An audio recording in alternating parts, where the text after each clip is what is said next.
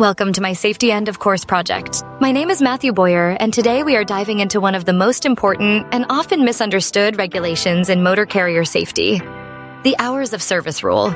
This regulation is not just about paperwork or ticking boxes. It is about keeping drivers alive, dispatchers sane, and highways humming with safe, efficient traffic. Before we get started, let me introduce you to our crew. Meet Big Rig Ralph, the seasoned highway sage, whose beard holds more wisdom than most logbooks. There is Sleepy Sammy, the rookie with a heart of gold and eyelids heavier than a loaded trailer. And finally, Dispatcher Dot, the clipboard queen who keeps the chaos in check and the coffee flowing.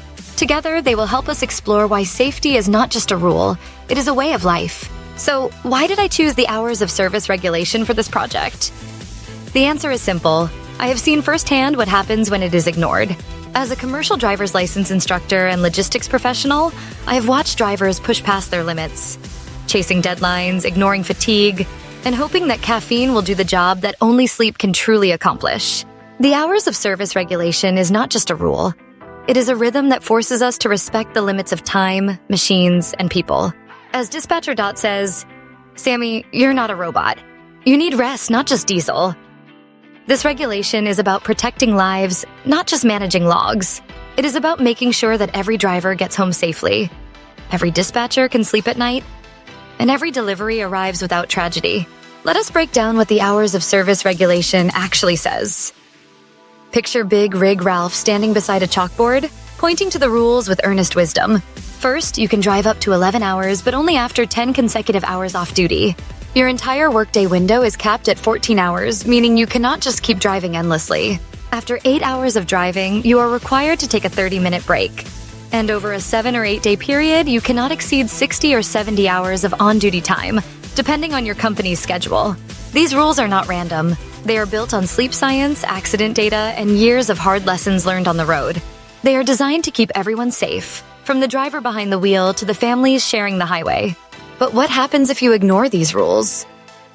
Ralph stands beside a second chalkboard labeled Violations, pointing to a list of consequences: fines, out-of-service orders, and accidents. His message is clear. Breaking the rules isn't worth the risk. If you blow past your limits, you risk more than just a ticket. You could hurt your career, damage your reputation, and jeopardize your future. Fines can stack up quickly. Trucks can be sidelined, costing companies time and money.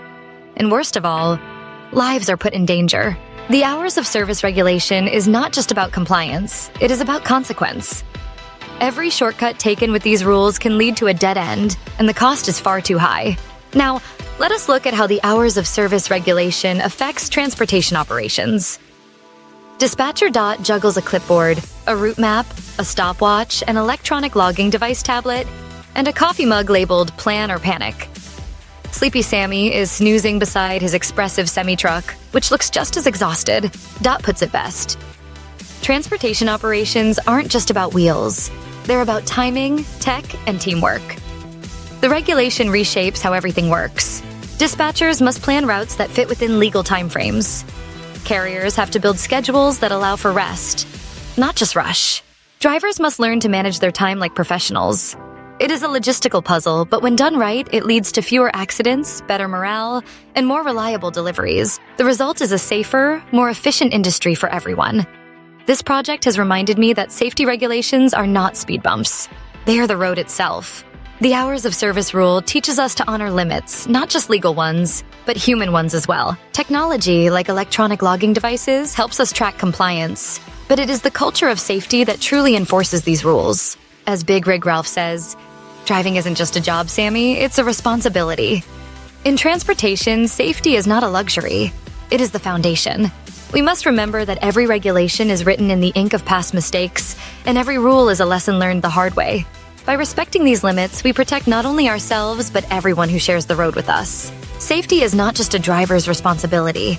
It is a system-wide commitment.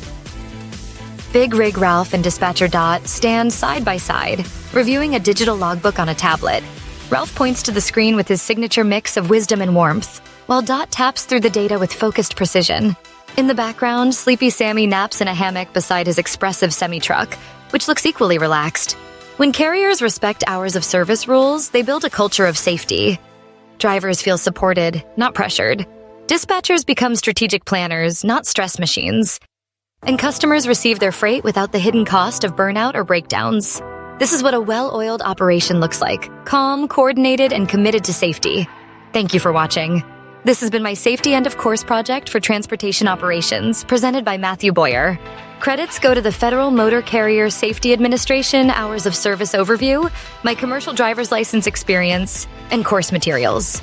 Remember, rest is not weakness, it is wisdom. Stay safe out there, drive smart, and always respect the rules that keep us all alive. Drive safe, rest well, and keep the highways humming.